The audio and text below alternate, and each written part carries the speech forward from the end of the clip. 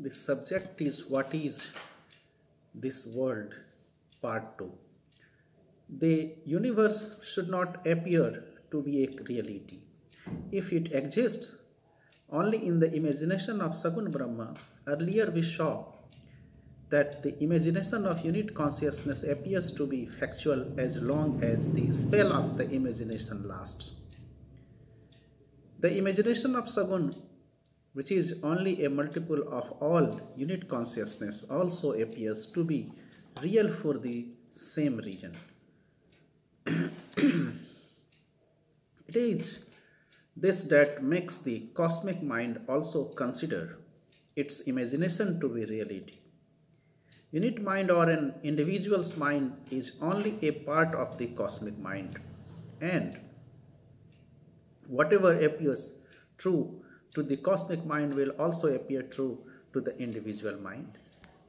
Thus, although this vast universe exists only in the imagination, it appears to us a magician showing his tricks in the streets often appears to throw into the air a rope which just remains there. His accomplice climbs up the rope with a sword in his hand and disappears. After a while, the accomplice, head and trunk smeared with blood, fall down on one after another. The entire audience becomes dumbfounded in amazement. The magician weeps and wails for his friends, and he gathers the limbs in a bag and collects 4 times the amount he would have normally got because of pity and sympathy that he arouses in his audience. Soon after, his accomplice is seen emerging from the audience. How does the magician do this? The entire scene is enacted in the presence of a number of persons, and it is difficult to consider it false.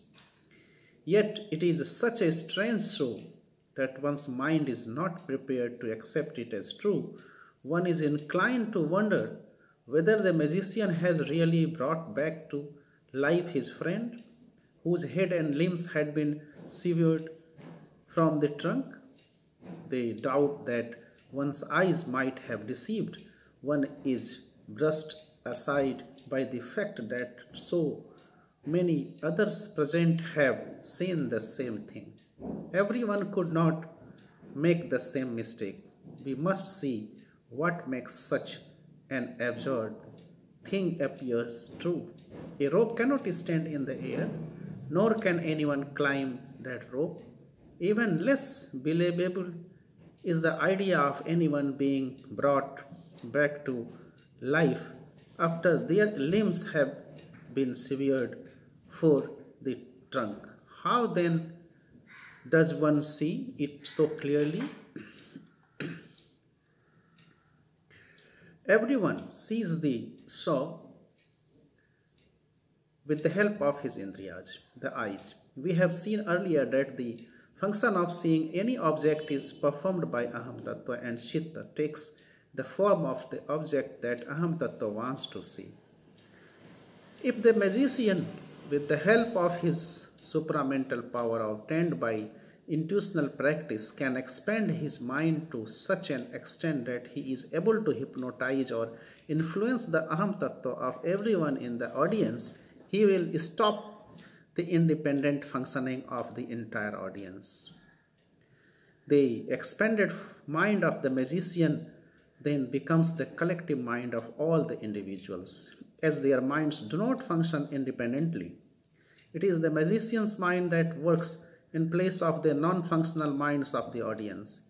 If the magician thinks of the above show, this chitta will take those shapes, and his Aham Tattva will see the same show in his imagination. As long as the spell of his imagination lasts, it appears to be real. The Aham Tattva of the magician works in place of the Aham Tattva of the onlookers, and hence whatever the magician sees as real or true appears true to them also. Since the thought waves of the magician appear as objective reality, this show, which exists in his imagination, appears to be a physical occurrence. If the capacity of the magician minds to project is limited to a radius of 100 yards, persons in this area only will come within the scope and influence of the magician's expanded mind and will see the same show. Anyone outside this circle will be beyond the limit to which the magician can expand his mind. They will not see the scene like those within this area. They will only see the magician standing quietly with his eyes closed. There will be no trace of the wonderful magic. In fact, the only truth or reality in the entire show is that the magician stands still with his eyes closed, imagining the show which his audience sees as a concrete picture and imagines to be real. Similarly, those who have fallen from the path of yoga go about showing off their supernatural powers. They create coins, currency notes, or sweets out of dust. In reality, no coins or sweets exist. What exists is only the display of the expanded mind of the straying disciple. The show of magician is a glaring example to bear testimony to the fact that this material world, through only an imagination or a thought wave of Saguna Brahma, appears to us as a great reality. Just as we regard the imaginary show of the magician as real, we also regard the imagination of Brahma as real.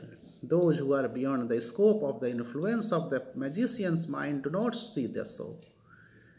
They see the truth behind it, that is, only the magician with closed eyes. Similarly, those who, with the help of sadhana or intuitional practice, get beyond the scope of the cosmic mind, see this crude universe in its true form, like the truth in the magician's show.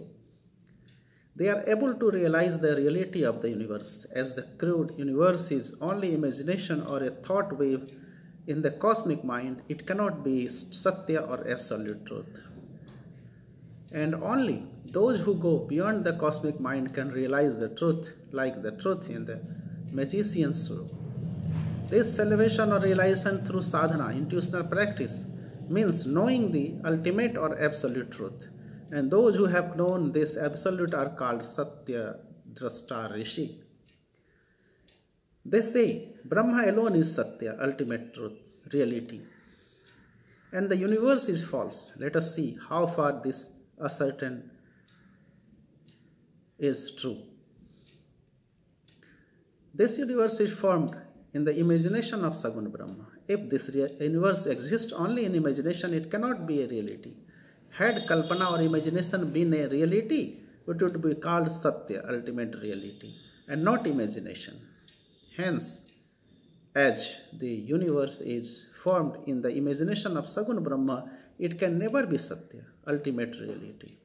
Aham Tattva of Saguna Brahma imagines the universe, and its Chitta takes that form to create this imaginary universe as a thought projection of Brahma.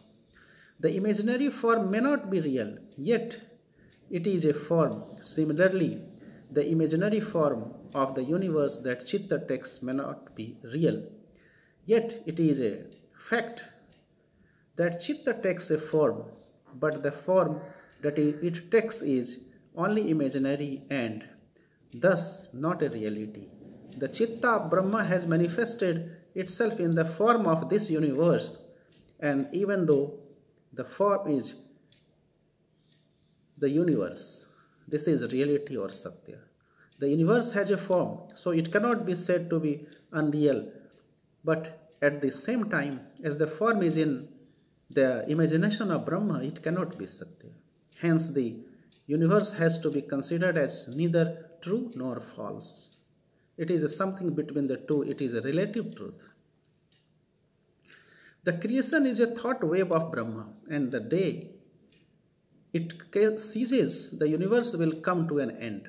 This raises the question why the thought wave has not yet come to an end, and if it has to end in the future, when that end will be.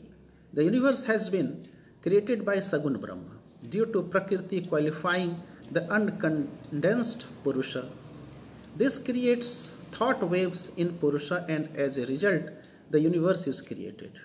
Thus, this universe has been created due to Prakriti, or to be more precise, due to Prakriti qualifying Purusha. If Purusha could be freed from the qualifying influence of Prakriti, the universe would come to an end, as Purusha would not have to continue his imagination or thought waves under his influence, her influence. Purusha in the qualified state of Sagun Brahma has multiplied himself into the infinite number of unit consciousnesses. It is due to these that Brahma is the supreme multiple of all the unit consciousnesses. In order to free itself from the qualifying influence of its principle, Prakriti, Sagun Brahma will have to liberate the infinite number of unit consciousnesses from her influence. Then alone can the creation come to an end. Sagun Brahma contains the totality of all the many unit consciousnesses, and even if 10 million unit consciousnesses were liberated from the influence of Prakriti, there would still be an infinite number left to be liberated. For whatever is taken away for the infinite, the remainder is still infinite. An infinite number means a number which cannot be counted or which never ends. So if a million or even 100 million are taken away from an infinite number, the remainder will still be infinite. The number will not be countless or infinite if taking away any finite number, however large, makes it smaller, as that will bring its end within sight or conception. Hence, however large the number of unit consciousness may be that are freed from the influence of Prakriti, there will still be an infinite number under her influence in Sagun Brahma. Sagun Brahma will still be a multiple of an infinite number of unit consciousness, and as long as Sagun Brahma is there, the creation will continue to exist. As the number of unit consciousness is infinite, the creation can never cease.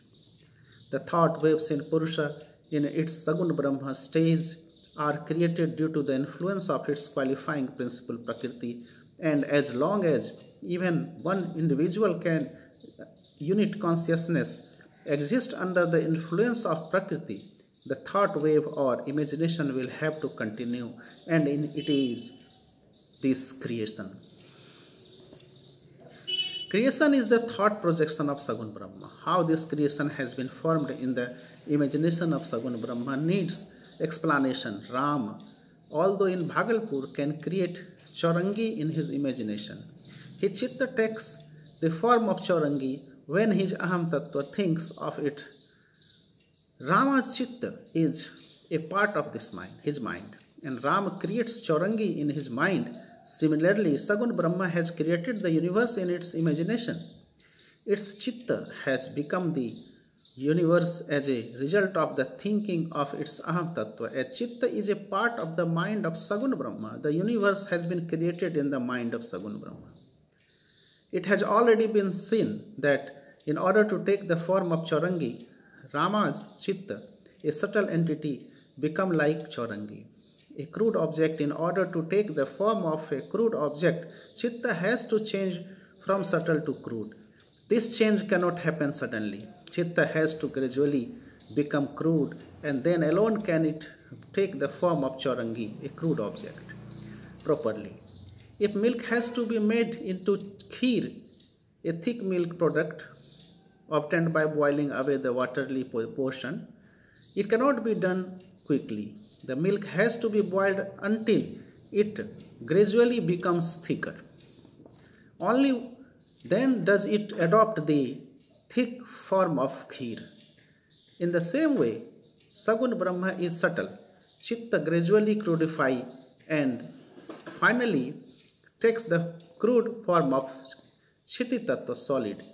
Hence creation, which is the transformation of Chitta as the result of the crudification of Chitta, must have gradually become crude from its subtle state. Saguna Brahma created the universe in its Chitta by gradually crudifying its subtle self. How did creation become crude from subtle? Prakriti qualifies Purusha in Sagun Brahma, and that results in the creation of the universe. As in the case of unit consciousness, Sattva Gun or sentient Prakriti qualifies Purusha first, and Buddhi Tattva comes into being. This gives Purusha the feeling of I, then Rajoguna or mutative Prakriti qualifies it further, and the Aham Tattva of Sagun Brahma is formed. Lastly, static Prakriti or Tamagun qualifies the Aham Tattva of Sagun Brahma, and Chitta is formed. The mind is composed of Buddhi Tattva, Aham Tattva and Chitta, and all three are subtle by nature. The subtle or abstract world or the mind of Sagun Brahma is thus formed due to the qualifying influence of Prakriti, Buddhi Tattva, Aham Tattva and Chitta are the gradual transformation of Purusha or consciousness. Buddhi Tattva, Aham Tattva and Chitta are all subtle, but Buddhi Tattva is the subtlest of the three. The next in order of subtlety in Aham Tattva and the last in Chitta, its objective counterpart. There is one idea in Buddhi Tattva, and that is the feeling of I. In Aham Tattva, we find another idea in additional to feeling of I, and that is the idea of I do, ego. Anything which contains a large number of factors is cruder than the one with less, and so Aham Tattva is cruder than Buddhi Tattva. Chitta creates the result of the action of Aham Tattva and thereby acquires objectivity, either subject or crude. It is cruder than Aham Tattva. It has been seen above that Buddhi Tattva is the first to come into being. It is followed by Aham Tattva. Chitta is formed last. Thus the movement in the flow of creation is from subtle to crude. It was explained earlier that the universe is the thought projection of the cosmic mind. The influence of Rajoguna or mutative principle creates a thought wave in the Aham Tattva of Sagun Brahma, and its objective counterpart Chitta assume the form of the crude universe. Chitta is subtle in nature, but it has to become crude like the creation. In order to become crude, Chitta has to gradually take on the form of the five tattvas or rudimental factors, that is a Vyom Tattva or Akash or ethereal, Marut Tattva or Vayu, aerial, Tejas Tattva or Agni, luminous, Jala Tattva, liquid, and Kshiti Tattva, solid. All these five are crude, and the universe has been created out of these five rudimental factors. Tanmatra, we have already seen, is the subtle form in which the Indriyas receive an object. There are also five Tanmatras, that is a Shabd, sound, Sparsh, touch, Roop, image, Ras, taste, and Gandh, smell. In the subtle sphere, we find that Buddhi Tattva is more subtle than Aham Tattva, because the former has only the factor of I exist as compared to Aham Tattva, which has two factors, I exist and I do. Similarly, in the crude sphere, something which contains more Tanmatras is cruder than that which contains fewer Tanmatras. The complete absence of Tanmatras makes a thing absolutely fine or subtle. This also shows that Tanmatras cannot help in the appreciation of things of the subtle sphere, where they are absent altogether. To appreciate those things, one needs bhavana, the introversial flow of the objective mind, while to know things of the crude sphere, Tanmatras are absolutely necessary. It is only with the help of Tanmatras that things of the crude sphere can be perceived. Chitta assumes the form of the creation, which is crude, and as Tanmatras are necessary to know things of the crude sphere, Chitta has to have Tanmatras. It has also to form Tanmatras, as there is no other source from which it can get them. The universe is thus created from Chitta, gradually manifesting itself as the 5 rudimental factors Bhuta and the 5 Tanmatras. We may begin with Vyom or Akash Tattva, the ethereal factor, the void or nothingness which exists beyond the supposed atmosphere of planets, etc., is Vyom or Akash Tattva. This void indicates nothingness, yet we call it crude because it contains Shabd, sound Tanmatra. The scientists call it ether. This void or ether has no form or shape. It has no weight. It contains nothing, and that is why it is called void or nothingness. But sound can travel through it. Sound waves could not be formed in the absence of a medium for their transmission. It is because of this that we call the void crude. The presence of Shabda Tanmatra makes it crude, but this is the subtlest realm of the crude sphere, as it has only one factor, the sound Tanmatra. Hence, the first factor to be formed in this creation was the Shabda Tanmatra and Akash Tattva. The ethereal factor, after taking the form of Akash Tattva, Chitta manifested itself as Vayu. Vayu, air, is cruder than Akash, ether. As in this, we find the presence of 2 Tanmatras. Air or Vayu has the Tanmatra of Shabd, sound, as well as that of Spars, touch. We would not be able to hear each other talk if air did not contain the Shabd, sound Tanmatras. Ordinarily, sound waves are carried from place to place by the air. Thus, the presence of Shabd, sound, Tanmatra is essential. We only feel the presence of air by touch, and so a Spars, touch, Tanmatra is also present. Thus, we find 2 Tanmatras in Vayu, aerial factor, while in Akash or the ethereal factor, there is only 1 Tanmatra, Vayu, the aerial factor, is there, cruder than Akash, and has come into being after the ethereal factor. Chitta manifested itself as Tejas Tattva, luminous factor. After Vayu Tattva or aerial factor, fire can be seen, and so it can be said to have a shape of form. It contains Roop Tanmatra, the vibration due to ideation producing an image or form. Otherwise, we would not be able to see it.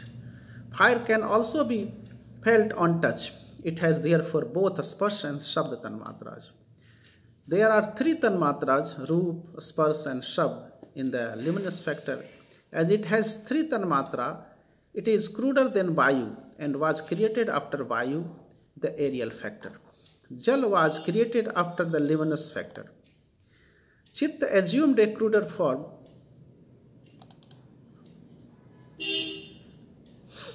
Water is a liquid and has taste, and hence contains the rasa or taste Tanmatra. Besides this, it has Shabd, Spars and Roop Tanmatra. Also, it is thus cruder than fire. That water has Shabd Tanmatra can be observed by performing a simple experiment. Someone speaks on the level of the water from one bank and is heard on the other bank by an ear. On the same level, water can be touched and it has a form which can be seen. Hence, it has 4 Tanmatras, Shabd, Spars, Roop and Ras, and is cruder than the luminous factor. Water thus came into being after fire. Chiti Tattva, solid factor, was formed after Jala Tattva. Chitta took the still cruder form of solid earth. In earth or Chiti, we find a new Tanmatra, Gandh or smell. In Chiti, we find all the 5 Tanmatras, Shabd or sound, Spars or touch, Roop or form, Ras or taste, and Gandh or smell. Chiti Tattva is thus cruder than the rest of the factors. Chiti Tattva has Shabda Tanmatra, as we find sound traveling through telephone wires made of solids. Solids can be touched. They have a definite shape and taste. Lastly, it is only a solid particle which has a smell. Earth therefore has all the five tanmatras. Earth or Chiti Tattva is therefore the crudest of all the factors and was created last of all. It is in this final stage of transformation from subtle to crude that Chitta finds itself manifested in its crudest form as the solid factor. It is due to the psychic survey of the supreme qualified entity that the creation has gradually been transformed from the subtle to the crude. Its Chitta, according to the thought waves of its Aham Tattva, has gradually changed from the subtle to the crudest form Chiti Tattva. As it has all the five tanmatras, Chiti Tattva is the crudest form. An inanimate object, it has already been seen that in Chitta there is only a gradual metamorphosis of Purusha. When Purusha was qualified by Prakriti, it assumed the form of Chitta, and it is this Chitta that has become inanimate as the crudest Chiti Tattva. This consciousness, upon being qualified by Prakriti, has manifested itself as an inanimate object and has surely reached the ultimate end in that direction. In this changed condition, consciousness has become absolutely as crude as an inanimate object. There could be nothing cruder than this. It is under the extreme or greatest influence of Prakriti that cosmic consciousness has reached the stage of inanimate object as the crudest form of matter. In qualifying Purusha or cosmic consciousness to drive it to the extreme of crudeness, the capacity of the qualifying principle Guna is used up completely, and Prakriti is unable to qualify Purusha further in that direction. Thus, in Chiti Tattva, both Prakriti and Purusha have become inanimate. Purusha cannot become cruder, and Prakriti cannot qualify him as further to make him still cruder. When Purusha and Prakriti have both reached their limits of manifestation, the question arises, if this is the end of creation? Another question also arises about the presence of animate objects like plants and animals. If Chiti Tattva is the final stage of creation, these do not appear anywhere in the formation of creation from subtle into crude. How and when these were formed is a very pertinent question. The greater influence of Prakriti makes Purusha or consciousness cruder. Where her influence is less, he is subtler. It is because of this that the extreme influence of Prakriti makes consciousness absolutely inanimate. In the solid factor Chiti Tattva appears inanimate at the very sight of it. The influence of Prakriti has hence reached its climax. Plants and animals cannot be said to be inanimate. Consciousness is reflected in them. They originate from these rudimental factors. That is the Chitta of Sagun Brahma, or the supreme qualified entity, which manifested itself as Chiti Tattva, now takes the form of plants and animals. It is because of this that creation is said to be formed out of the body of Brahma. Chiti Tattva is inanimate, but the plants and animals which have originated from it has reflected consciousness and are not inanimate. They are surely more subtle than Chiti Tattva. Chiti Tattva must have been formed before these, as plants and animals have been formed out of it. They do not appear anywhere in creation up to the formation of Chiti Tattva. The fact that plants and animals are more subtle than Chiti Tattva suggests that after creation reaches its crudest form in Chiti Tattva, it then advances towards subtle form. Creation gradually evolved from subtle to crude. Subtle Chitta gradually became the crudest Chiti Tattva. Similarly, it will have to slowly return to subtlety again. Solid ghee or a butter extract cannot be melted all at once. In the same way, Chitta in the form of solid earth will gradually become subtle. That Chitta gradually advances from crude to subtle is demonstrated by the evolution of plant and animal life on earth. The first plant life on this earth appeared as the class of plants called Kai, a form of early algae and mosses. Kai cannot be said to be inanimate because it does show some reflection of consciousness, whatever that reflection may be. After this, plants with leaves and flowers came into being. In them, we find clear sign of life, and these definitely have a clearer reflection of consciousness than Kai. Then the lower animals, followed by the higher animals, evolved. At the end of the series, humans came into being. Thus, we find that the most primitive creation on earth was Kai, and the most advanced was the human being. There is reflection of consciousness in Kai, but it is so blurred that one is skeptical about its presence. While in the human being, we find consciousness clearly reflected. Creation evolved gradually from the Kai group of plants to humans. Similarly, the reflection of consciousness gradually becomes clearer until it is complete in humans. The reflection of consciousness appears less in crude things, while in subtle things it is greater.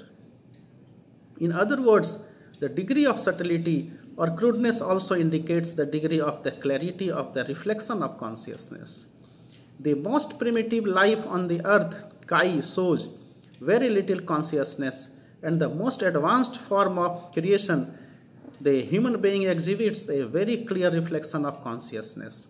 This means that Kai is the crudest form of life on earth, and humans are the subtlest. They are more subtle than Kai. The process of creation in this phase is thus from crude to subtle.